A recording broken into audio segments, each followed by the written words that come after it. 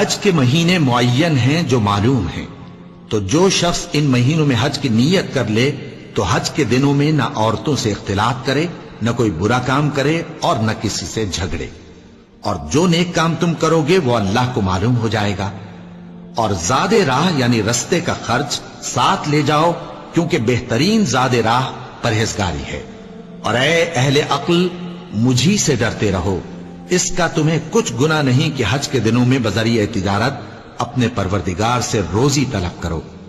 اور جب عرفات سے واپس ہونے لگو تو مشعر حرام یعنی مزدلفہ میں اللہ کا ذکر کرو،